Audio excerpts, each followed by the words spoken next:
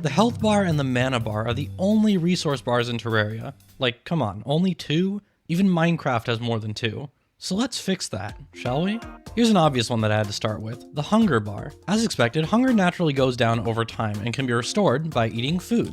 The better the food, the more saturation it gives. But once your saturation begins to run low, you get the hungry status. And after even more time, you begin to starve, which means you start taking damage. And of course, we can't talk about hunger without its counterpart, the thirst meter. When you get too thirsty, you become dehydrated, which means you move slower and you start taking damage over time.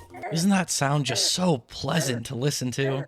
Consuming foods with water in them, such as drinks or stews, like so, will rehydrate you. It doesn't actually matter where you get your water from. It could be from surface ponds, underground, or even the salty ocean, because apparently the player has a natural immunity to salt or something. Drinking salt water may not dehydrate you, but eating dry foods sure will, up until you eventually shut down and perish on the wayside. Your body limp, cold and numb, succumbs to the elements of nature. You'll eventually decompose and seep into the soil, leaving nothing behind but a trace of dust on the wind. No one will remember you.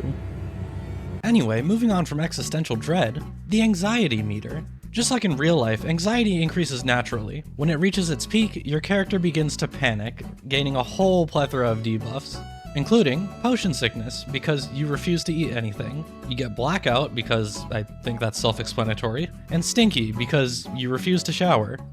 You know who you are. Now, you'd expect to reduce anxiety by maybe, eating food, or maybe going for a walk, but I chose the third option, consuming undisclosed magic powder. I think it speaks for itself. Eating it reduces your anxiety. You can get your grubby mitts on it by shopping with any NPC, because they're all addicted to this stuff. Including me. God, saying this out loud is so weird. I really did this, huh? Magic powder also has another use, which is to restore energy. Energy depletes when you swing your weapons or tools, and you get slowed and weak when you don't have much left. It replenishes slowly over time, but if you're impatient like me, then you can speed this up by chowing down on your favorite natural substance. And I think this goes without saying, but it gives you energy because it looks like sugar. And if anyone asks, it's most certainly definitely sugar. Seeing just how useful magic powder is, you might be tempted to stuff your pockets with this stuff and buy as much of it as you possibly can. Unfortunately, you gotta keep your eye on the weight meter. Filling up too many slots of your inventory will leave you over-encumbered, which makes you incredibly slow. You are carrying too much to be able to run. Now, you might be asking, why make inventory management even more of a nightmare than it already is? And also, why is slowness the debuff of choice for all of these things? And my response to both of these is, because it's funny. And here's another one that I added because it's funny, the death bar. The premise of this one is pretty simple. It lets you know when you're dead. As if the game didn't make that obvious enough already. It's also smack dab in the center of the screen, so it sits there and mocks you every time you bite the dust. And as a nice little cherry on top, I added an audio message for the player when you die. Oh shoot, I didn't die, hold on 1 second. Okay, let's try that again. I added a nice little audio message for the player when you die. Ha! What a fucking loser. Next up, we have the ruler bar. What do you mean the ruler isn't a bar?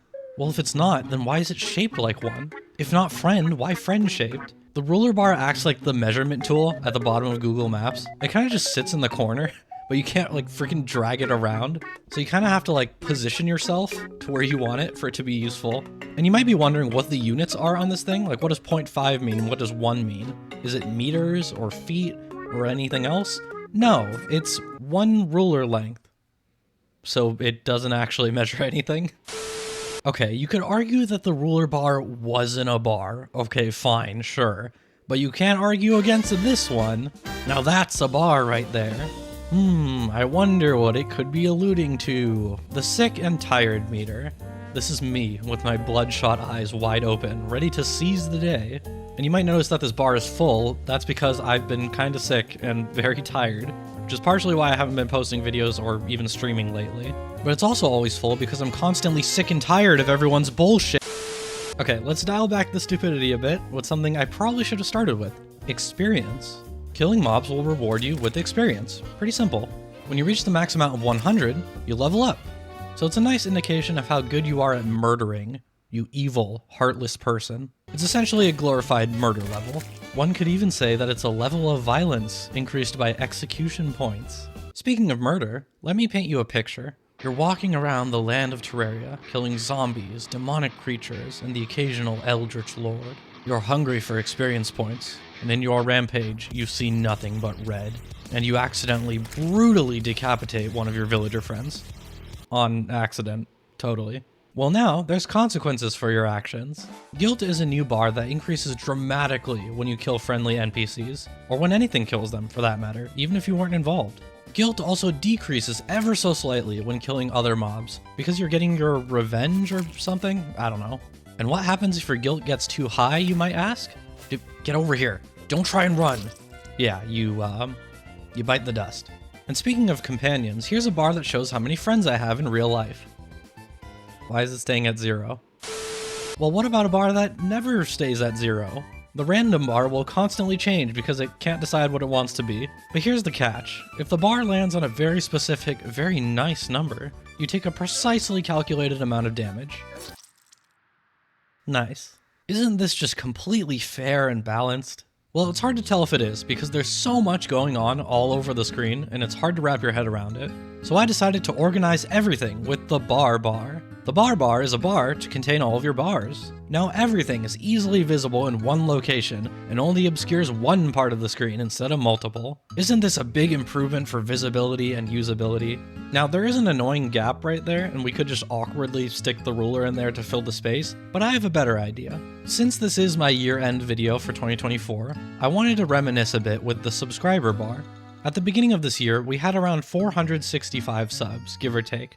And 1 year later, not even actually, like 6 months later, we've gained over 18,000 of you guys. To put that in perspective, the red part is what we had before, and the length of the bar is what we have now.